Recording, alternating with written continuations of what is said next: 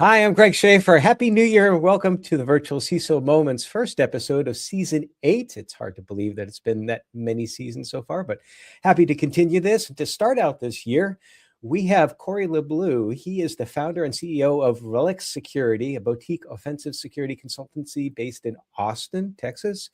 Now, Corey brings more than 20 years of hands-on experience in application and network penetration testing, having worked across boutique consultancies, global enterprises, and Fortune 500 environments. And before founding Relix Security, he held major senior offensive security and practice leadership roles at organizations including Verizon Enterprise Solutions and SET Solutions, where he helped build and mature penetration testing programs, define methodologies, and advise executive leadership on real-world risk. We're going to talk today about, among other things, we'll probably touch on the evolution of offensive security, how penetration testing has changed in the cloud, in the age of the cloud and AI.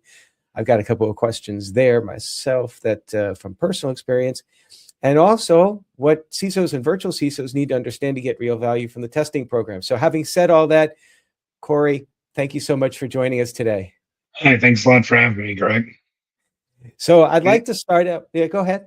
I was just going to say, like you said, I've been doing this for about 20 years. And yeah, go ahead. Sorry.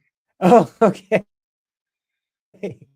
Yeah, it's and yeah, feel free to correct me if people haven't figured it out. The intros are often like sourced through whatever's on LinkedIn and then massaged through ChatGPT. So it helps to with the my vast staff here puts it together to give me an intro. Vast staff of one.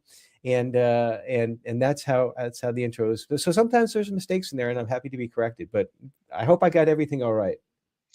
Yeah, that was great. I kind of took everything I would have said and said it yourself. So, Well, you kind of did because it came from your LinkedIn page. yeah.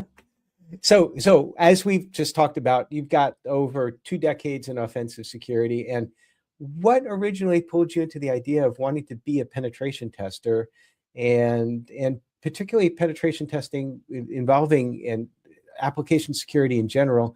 And as the industry has evolved, and particularly with AI, what's kept you there?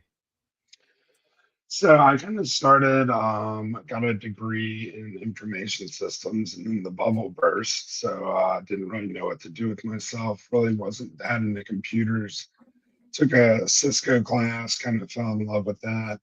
Then my first job out of college, I was reading a Network World magazine, and it had someone talk about penetration testing and how they were doing it from next to a pool. So I kind of got obsessed with that. Found my first pen testing job. Did mainly network security, not much application security, physical security, social engineering, things of that nature. A few more jobs like that. Got a little bored the network side, so I started playing with applications. During internal pen tests, I found and disclosed vulnerabilities in different software, including Apple and Citrix, like the Apple Web Configuration Utility. So from there, I went on to Verizon, where I mainly did application security with some network security stuff on the side.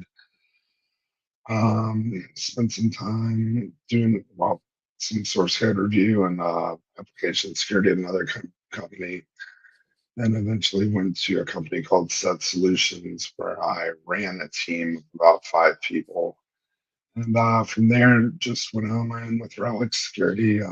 Figured I could do it all, and here I am now. So I'm curious, as a fellow entrepreneur who made the jump to working for myself as well. First of all, congratulations doing that. That's a huge jump, and it takes an awful lot of work and an awful lot of commitment. But just like any reward that is a lot, the risk is high, but the rewards can be high. And I know that I've realized that as well too. But I'm wondering, what has been maybe one of the most significant challenges of launching your own organization, and what has been one of the major rewards of doing that? One of the major challenges is just getting your name out there. Like, it's hard to get people to do business with you when you're just a name or a new company. you may have 20 years of experience, but people are just more comfortable going with a Verizon type company because nobody. My dad would say nobody ever got fired hiring with those big companies. So there's a perceived liability of going with a smaller company, and that's one of the bigger challenges is just getting the client on the hook. But what's rewarding is just being able to do it all, see it all, kind of have a little more direction, see how the industry is going, see how your business is going, and just kind of have the freedom to establish your own hours and how you want to do things. So yeah, I think that I would agree with both of those. Certainly, one of the hardest things is definitely getting clients, and I like to say that marketing and sales they're four-letter words, both of them. I don't like it, and it is tough. But on the flip side, we as small organizations have something that large organizations don't. We're like, instead of like, I think we say this on our website for vCISO services, instead of being a small fish in a big pond, you're a big fish in like a small puddle when you're with us. So you're going to have that hands-on, really, you're not going to be passed off from like junior member to junior member to junior member. So I think in general, one of the hardest things in our industry is to get out the word that you want to go with boutique firms because you're going to get better service that way. That's just a hard nut to crack. I get that. And then you mentioned about keeping up with the industry. So I'm going to go to something that I know we talked about before we started the recording, just briefly. I said I was going to jump on. And that has to do with vibe coding. And the reason why I asked this is I've gotten into doing some vibe coding using one of the platforms out there, Bubble.io. I don't know if you're familiar with that. But it's provided me the way to put together an application, a web application that hopefully will help in this one project that I'm working on. But I've come to the conclusion that there's potentially some security issues that can be overlooked really easily. It's like I kind of know what I'm doing from a security perspective because that's my mindset, and so I've caught things before it's gone out. But what I'm worried about is those who will be using this sort of tool to make applications, just trusting what the AI is going to say, yeah, this workflow is fine, no problem. I'm wondering from your perspective as a penetration tester, do you think that there's going to be more of a problem with these types of vibe coding, AI coding type platform generations, app generators? Or do you think that this industry is going to correct itself and self-police, so to speak? I think one of the issues that we might run across is just how we've traditionally had with software development shops trying to ship it and make sure it works more than if it's secure. So just making sure that code works versus security being integrated into it. And like even with the vibe coding, just my experience of it, it's sometimes it works, sometimes it doesn't. So security on top of that, on top of functionality is another thing to consider. Well, I know the one of the specifics that I was thinking about was I was using a tool called Zap, talks about that can do a whole bunch of things. And in this particular case, I was taking information from one platform, moving it to another platform. And Zapier said, hey, I can make you workflow real easy on this. And they did, and it worked. But what I didn't realize until I started troubleshooting before I put it in production was that it was dumping things into an exposed S3 bucket. And I'm like, you never even told me that, you were going to do something like that. And then the Zapier AI said, well, no. I mean, we can make it secure if you want to. Those are the kind of things that really, really concern me. And I think that there's going to be a potential for some serious problems out there. Yeah, we have to be very specific with what you tell it to do, and just not even related to vibe coding. Just hallucinations. I have been studying AI, and I got 2 books, and I kind of wanted to build myself a learning path. And I said, basically take the content of these two Hmm. books, kind of put it together. And well, it started referencing things that weren't there. And then whenever I asked it, it's like, oh, I don't even have the table of contents of this. I was just assuming what it was in. So it's just arbitrarily referencing chapters that weren't there. So Oh got to my be careful gosh. about that. And you found out about that by cross-referencing what the AI was telling you, I take it. Right. Yeah. So it had one good table of contents. The other one, it didn't even have the table of contents. It was just winging it. And then whenever I So mentioned it to it, it said, "Oh, I didn't have that. If you could provide it, I could provide a more detailed version." try to put the blame on you, right? Yeah, exactly. So another issue that I've seen sometimes with organizations and penetration testing, this is a little bit more of a traditional question, issue out there. From the virtual CISO space, it's not uncommon that we'll come in contact with a new client. One of the things we'll ask for is show me your latest penetration test, and a lot of times they haven't done it, and that's okay. They're just learning. But what isn't okay is when they present a penetration test, and this is one real world experience that was basically an open VOS scan that was misconfigured, and basically the scan couldn't find any vulnerabilities because it was misconfigured. But yet the report that was written up with like some nice little color, stupid graphics and this and that said, our team spent 3 to 4 days on this, and we're happy to say that we have found no issues with your network and all of that, and probably charged about $10,000 or whatever for basically about 30 seconds worth of automated work. So there's good penetration testing out there, and there's bad penetration testing out there. Beyond that example, can you kind of give us all an idea of what a business and practitioners like myself should be looking for in a high value penetration test, as opposed to one where somebody's just trying to check the box and maybe score like some business? Well, for one thing, you want value to different stakeholders. Like you want to have a good executive summary summarizing to the business owners what the issues were. Some of them may not be technical, and some sort of reasoning as to why it's an issue, as well as having a meat and potatoes technical report, uh, providing different details on how to what the vulnerability is, how to fix it, etc. A lot of what I do, I don't rely on scanners as much. I do main application and security testing, so I'm usually just using one main tool, Burp Suite, and manually writing reports. But you definitely want that executive and the technical areas. But like one thing I do also to try and bridge that gap in my reports is I write kind of a narrative, a play by play of how I tested everything and kind of the results of it. So it kind of takes you through what I've done and also shows that I haven't just run a basic scan.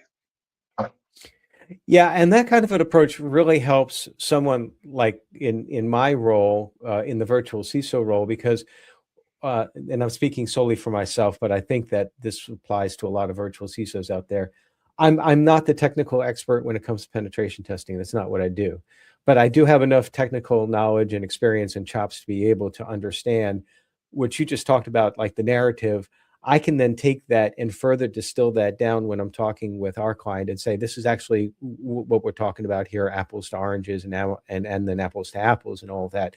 So there definitely needs to be that sort of sweet spot where you're not completely dumbing it down totally, but you're not, and so you're not obfuscating some of the technical knowledge as well in there as well, because it's sometimes those little technical nuggets which can prompt change. And I think that also concerning the fact too, you talked about audiences, you'll have the executives that are going to be looking at the penetration test, but then also the IT suite that are going to be needing to maybe make the changes suggested. So they probably need some of that technical information as well.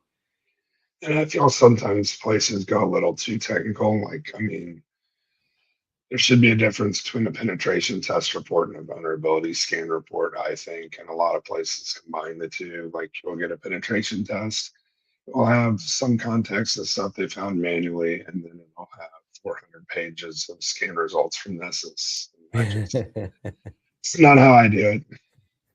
Well, I think sometimes it's like some consultants think that the best way to get paid is to get paid by the byte that they provide, and it's like that's not the case. You can't overwhelm with information. You're not doing anybody any good. So Yeah, I think delivering context and like so actual business intelligence is the way to go. well, and that's basically translating the findings to business risk, because eventually the organization is going to have to understand, okay, now we found these issues from the penetration test. What does it really mean from a business perspective? How do you work that into the report or into the presentation? A lot of it I go by the CVSS scoring metric, which actually does severity. It doesn't really deal with, it's kind of specific and it deals with severity, not necessarily risk. So Mhm. it shows how serious an issue could be. It kind of leaves it up to the organization to decide, okay, well, what does that mean to us? So, if they can take over a system, it's a high severity issue. But if you have a mitigating control in place, it may lower that from a 10 to a 3. But a lot of that depends on you and what you think of it. I just present with you like kind of how dangerous the issue is.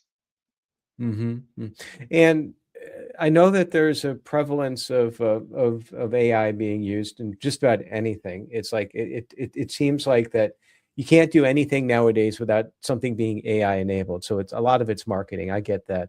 But, there's also been a lot of talk about how, AI, may, impact the career field, the job situation.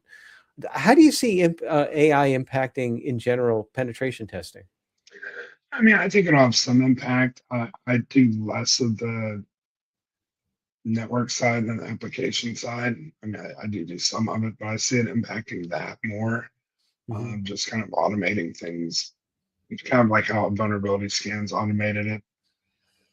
The application side, I've actually done some AI testing, and like Burp Suite, the main tool I use, has some integrated AI, which I've used some of that. It's interesting for kind of going down rabbit holes, explaining issues, but nothing to rely on by itself. I've tried some third-party tools that have had, uh, less success than that. They've been able to identify like portions of requests and stuff, but it's stuff that I can do on my own just looking at it. But what also I find interesting is AI as an attack vector itself. I've done some research in like prompt injection and stuff and actually attacking the AI. So as that's more integrated into applications, that's going to be its own attack surface, be it just your traditional network or application attack stuff or like harmful content, jailbreaking, getting it to make backend calls for you. It's a whole new attack vector. Yeah, and that's one of the things that whenever we have new technology, it's like there is going to be another way that the threat actors can exploit, and we just have to expect that. But in general, I know that sometimes clients, they'll have common misconceptions when it comes to the entire area as far as penetration testing goes. So from your perspective, what are some of the more prevalent misconceptions that you get from clients with regarding penetration testing, particularly if they've never gone through it before? Sometimes they don't understand that it's just kind of a one-time snapshot. So they'll try and reach out to you more and more and kind of almost reach like as if you're a contract employer. You're just providing the snapshot instead of a hands-on play-by-play thing. Um, Also, the frequency of testing. Some places fall into the loop of like, oh, we just need to test on this regular schedule every, quarter, every year, and don't take into consideration that really the most important time to be testing is when you have a major application or network change. Is I know there's the concept of like at least continuous vulnerability assessment. Is there the equivalent of continuous penetration testing? And if so, is that is that really of any value, or is it more hype than not? It's kind of sold. I mean, I would kind of lump it in with the continuous vulnerability assessment. The pen testing, like I said, it's more of a snapshot in time, and it's what can I do with these vulnerabilities. The vulnerability assessment is to identify them. The pen testing is to show the value of them, and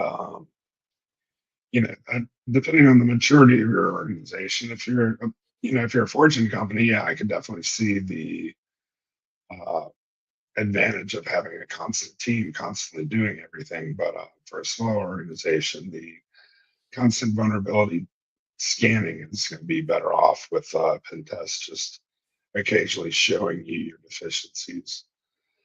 Another problem I find with pen testing and stuff is just people try and play whack-a-mole with it, and I think it should be more showing you the processes or areas that you need improvement, whether it be in your SDLC or just your change management processes. So it shouldn't be just identifying one vulnerability. It's kind of like what's wrong in my system? How do I fix that to cover a blanket area of vulnerabilities? So for the from the vCISO lens, I what sort of advice would you have for someone like me to advise clients on their own testing strategy? If I mean, I see both sides of the equation. I see one side that they're so risk averse that they want to do it way too much, and then I got another one that says, well, we just want to do enough basically to check a box. What could we be doing differently to better communicate the correct, most efficient way for penetration testing scheduling? I think mainly just conveying that changes to your network or an application can introduce new changes and vulnerabilities, and just the importance of testing as things change. Fixing one thing could open up a hole for another thing, or like adding a new functionality to a program could completely expose a new API or database call. Yeah. So Or in my case, I could expose like an S3 bucket with information without knowing what it was that I was doing. So exactly. yeah, it's an exciting world out there. What do you see like in the next few years with regards to penetration testing, offensive security, how it's going to evolve over the next few years? It'll be really interesting. I do think the AI will play a good part. I think it'll be more mature. Like I said, I've seen it using in the application space, just kind of limited functionality, but I've seen kind of proof of concepts on other tools that just completely automate things. So I think we're going to see a lot more of it. It'll be kind of like, how it has been with the SOC, whereas you have somebody monitoring different aspects. A lot of it automated, but still have a human in the loop. So all this can be very stressful. I got pretty stressed out just listening to some of this, and I got to tell you that from it seems like that with me and with the security industry, I tend to see it looking at it through waves, ups and downs, highs and lows, peaks and troughs, whatever you want to call it. And just when I think that we've reached the height that things are flowing along quite better, I'm really scared about some of this, the vibe coding and the introduction of folks creating applications and opening up doors for such. And so it just from my own personal experience, and it's not only our industry, but also being an entrepreneur is very stressful as well too. And so we need to take time to get away and to help in a healthy aspect deal with those stresses. I'm wondering what's one of the things that you do to help decompress from those stresses. I did a few things like I'm pretty big into weightlifting. I try and lift weights 3, 4 times a week. I also avid vinyl collector. I collect records, and then 2 kids that take up most of my time. Well, I can certainly relate. I can't relate with the kids as I don't have any children, but I can relate with the weightlifting. I'm currently in a I think for the first time in my life, I'm trying to do a serious bulk phase. And basically what I'm trying to do is I'm trying to prove or disprove a point. I've heard too many times that once you get past a certain age, you can't build muscle. And I'm way past that age. And I want to be able to prove that you can actually build muscle without building fat if you do it right, even at my advanced age of 58. The jury's still out on that. Now, I'll know about it maybe in about a month or two, whether or not this has worked out well. But I definitely hear that. Well, what's some of the things coming down the road for you, whether it be like in your professional life or with Relix Security, which they dovetail together? What's coming down the road? On my end, I'm trying to learn a lot about AI. Like we've discussed a lot of this. It's here to stay, and I've been studying a lot of the theory about it just to be able to talk about more than as a black box. I find a lot of people talk about like it's magic. So I've actually been learning a lot of the theory and the math and all that. Just trying to understand it more and be able to kind of predict where it's going more, if you can, if that's even possible. It's just a tool. Like Yeah. anything else, it's just a tool. So it can be unpacked, it can be understood. I give you a lot of credit for wanting to go down that path. I just don't know if I have the patience to try to understand at the mathematic and the logic level of what's going on down there. I get to the point where I realize, okay, it's a tool. I like using it. I have discussions more often than not. I yell at ChatGPT because they're wrong. But it's okay. It gets me to think. And that's really the most important thing. The way I use AI is that it gets me to think. So Yeah, I mean, I'm just kind of deeper in it than I probably need to be, but through studying the theory, where I've been reading about different attacks and stuff, I've been seeing terminology that I just would have no clue what they were talking about if I had not studied the theory. So and that's probably a good piece of advice is that if you come across a piece of terminology or a statement that don't ask AI about AI, try to research it the normal way, because you never know if you're going to get a hallucinated answer or not. yeah, but it's taught me a lot about linear algebra. See, they told us we would never use algebra, but here we are. Now we're using it. So, Corey, it's been an absolute pleasure having you on. I appreciate you taking the time and to be our first guest in 2026. Thank you so much. Appreciate it. And everybody, stay secure.